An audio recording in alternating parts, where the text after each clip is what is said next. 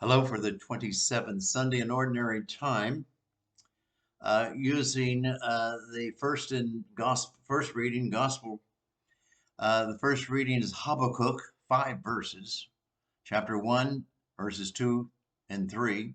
Chapter 2, verses 2, 3, and 4. Short gospel. And then Luke 17, 5 to 10. And I sort of call this sayings, but to put it in with faith. Because in the gospel, the apostles asked Jesus to tell them something about faith, teach them about faith. How can I make my faith stronger? And I have a few sayings relative to that in the life and experience of, I think, my brother and sister-in-law. One is, I learned a new saying this week. It was from Richard Rohr's column, and it is this: there is a crack, C-R-A-C-K, in everything, but that's how the light gets in. Well, maybe faith is something like that. And there's all kinds of sayings. Another one I really like is being be perfect. Don't let the perfect get in the way of the better. Sometimes we demand ourselves that we're so perfect that we wind up doing nothing except becoming frustrated because we're not there. Faith and light and the message of Christ, etc. Well, I ask myself often, how deep is my faith? Or how weak is my faith? And I never get a perfectly good, satisfactory answer because I don't know exactly how deep my faith really is or how weak it really is. But I think you can tell in people how they live, how deep is their faith in humanity, in goodness, and maybe in particular the message of Jesus.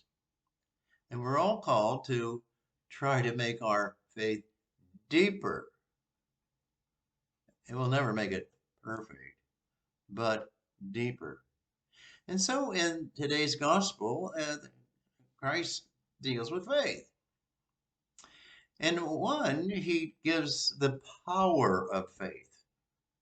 And he gives the example, if you would say to this tree, be uprooted and planted into the sea, it would obey you. Speaking of water, if you could say to this hurricane in Florida this past week, stop, it would obey you. And in fact, you remember Jesus on the Sea of Galilee in the boat with his apostles, and a storm came up. Jesus said, stop. And the storm stopped. And they were amazed. Jesus is saying the power of faith is limitless. Well, what about people with weak faith or deep faith, strong faith? And I think of my brother Paul and sister-in-law Claire, God rest them, and in particular, their family, their one son. Their one son was 18. He went to Moorhead College. It was right at the end of the semester, and all the kids were studying till late in the night. They went up the hallway. They got soap suds, and they soap suds the floor, and they surfed down the hallways. And they had fun. Well, you gotta let loose somehow. Some people used to just go and have a cigarette. But anyway, little Paul did the same thing like everybody else. But when he went down, slipping and sliding down the hallway, he fell down, he crashed into the radiator, and he broke his neck and was rushed to UK Medical Center. And that night, it was one of the first nights that I was at Christ the King, 1986. And I got two phone calls around 10:30 at night. And one call was to go see Paul at the medical center, little Paul, not my big brother Paul and his wife, but because he had had a serious accident. Well, he broke his neck. 10 minutes later, believe this or not, I got another call to go see a doctor who was in an automobile accident in Lexington who broke his back or his neck. To go see them both. Within 10 minutes, these two people became quadriplegic, at least the call, for the rest of their lives. Dr. Dick O'Neill died within a year, and little Paul lived for 12, 13 more years.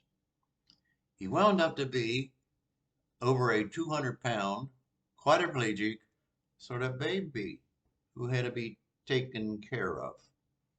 Hmm.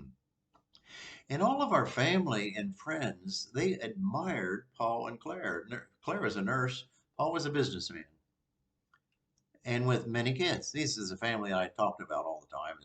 They had 8 kids: Matthew, Mark, Luke, John, Peter, Paul, Kathy, and Jude. This was young Paul. And he became quite a young man with faith.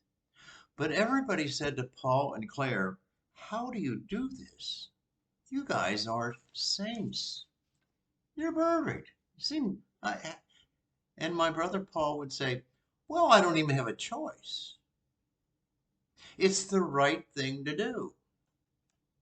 And he and his wife Claire got the whole family to really do some dirty work and constant care and a lot of love for little Paul for the next 8, 13, 14 years.